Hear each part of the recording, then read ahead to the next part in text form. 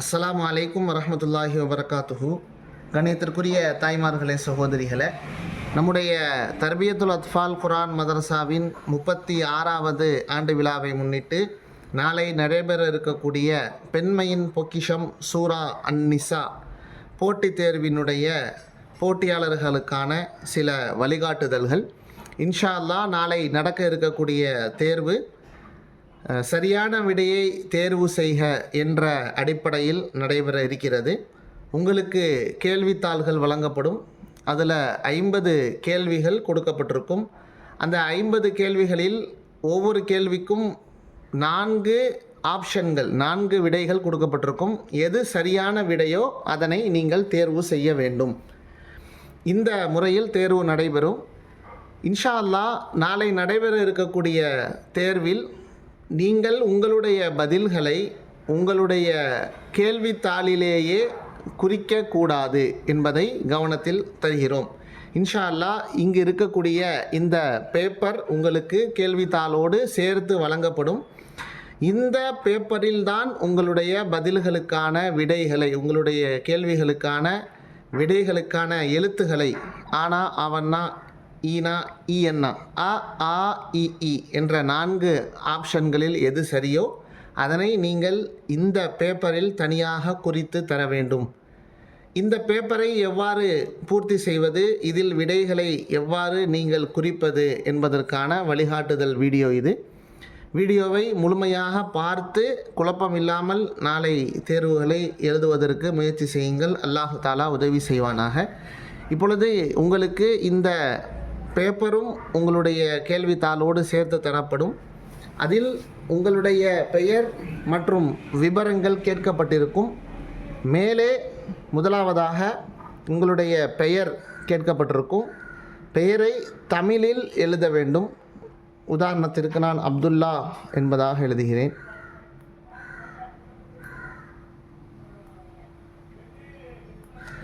அதே பெயரை ஆங்கிலத்திலும் எழுதி கொள்ள வேண்டும்.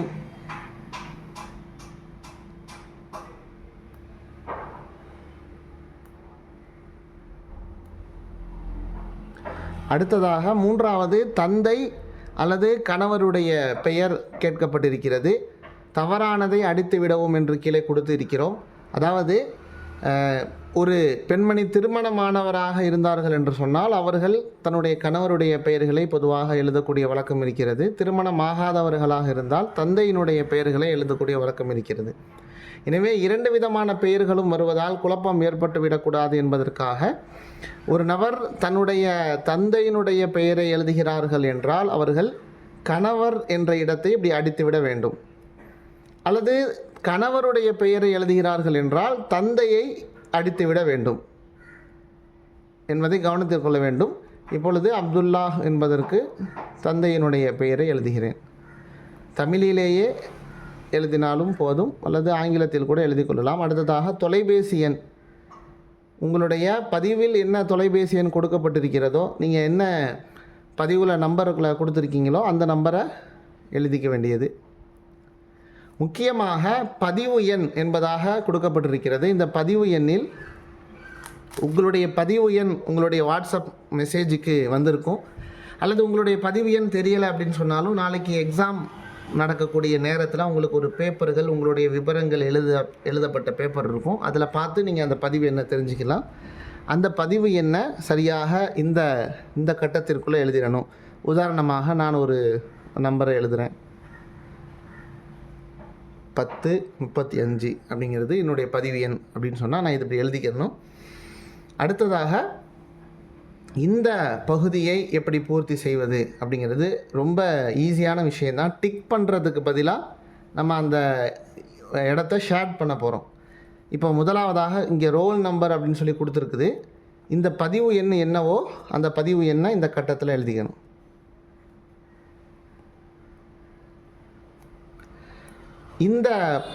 இந்த பகுதி, இந்த இருக்கக்கூடிய இந்த பகுதியை நீங்கள் எதுவும் பண்ண தேவையில்லை. இதை ஷேட் பண்ண தெரிஞ்சால் நீங்கள் ஷேட் பண்ணிக்கலாம். இல்லைன்னு சொன்னால் நீங்கள் இந்த நம்பரை மட்டும் எழுதி கொடுத்துட்டாலும் நம்முடைய ஆலிமாக்கள் இந்த பகுதியை ஷேட் பண்ணிக்கிடுவாங்க.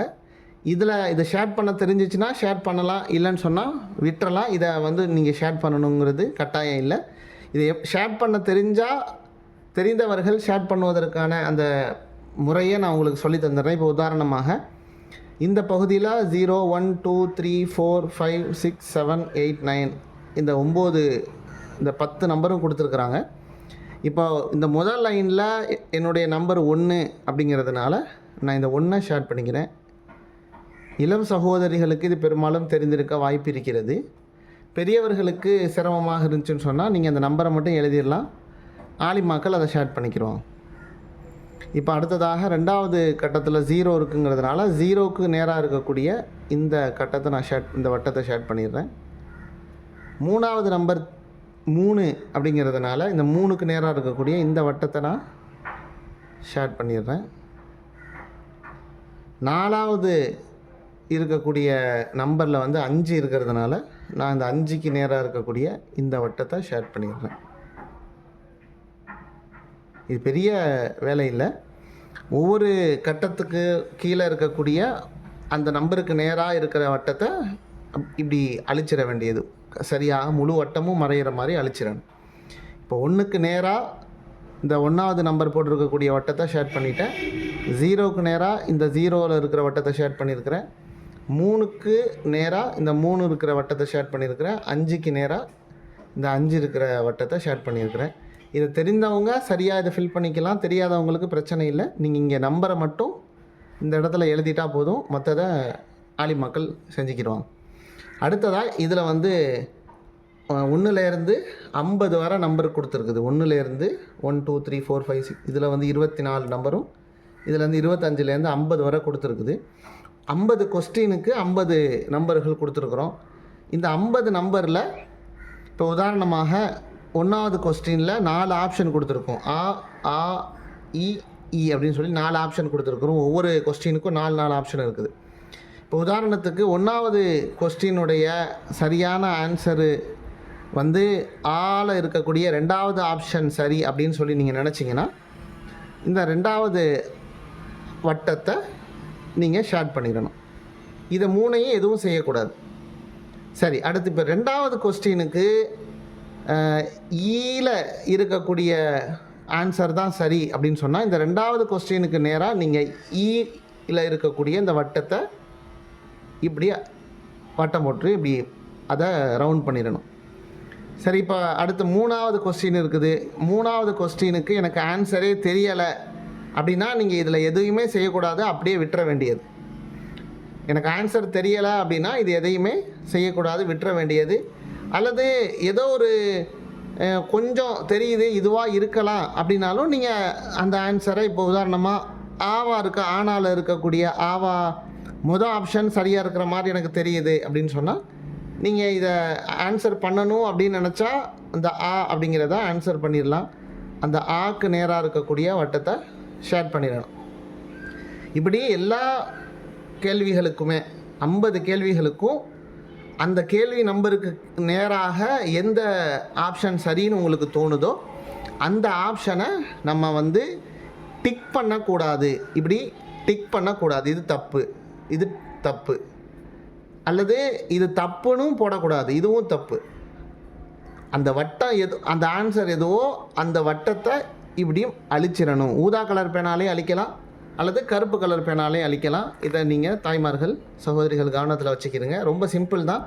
எப்போது நம்ம டிக் பண்ணுவோம், டிக் பண்ணுறதுக்கு பதிலாக அந்த இப்போ ஆ இ இதை வந்து டிக் பண்ணுறதுக்கு பதிலாக அதுக்கு நேராக இருக்கக்கூடிய வட்டத்தை இப்படி அழிக்கிறோம். இப்படி இந்த மாதிரி வட்டம் விட்டு அழிக்கணும். இதில் என்ன அப்படின்னு சொன்னால் முழுமையாக இப்படி வந்து அழிச்சிடணும். இதில் வந்து இப்படி ஒரு ரவுண்டு போட்டு இடையில வெள்ளை தெரிஞ்சாலோ அல்லது இப்படி டிக் பண்ணுறோம் ரைட் போடுறோம், இது எல்லாமே தவறான அமைப்புகள். இப்படி செய்யக்கூடாது அப்படிங்கிறத தாய்மார்கள் கவனத்தில் வச்சுக்கிடுங்க. நம்முடைய ஆலிமாக்கள் அங்கே சென்டர்களில் இருப்பாங்க. அவங்க உங்களுக்கு எப்படி செய்யணும் அப்படிங்கிறதையும் தெளிவாக சொல்லித் தருவாங்க. இன்ஷா அல்லாஹ் நல்ல முறையில் அல்லாஹுடைய உதவியோடு உங்களுடைய தேர்வுகளை எழுதுங்க. அல்லாஹ் தஆலா எல்லாருக்கும் சிறந்த வெற்றிகளை தருவானாக. அஸ்ஸலாமு அலைக்கும் வரஹ்மத்துல்லாஹி வபரகாத்துஹு.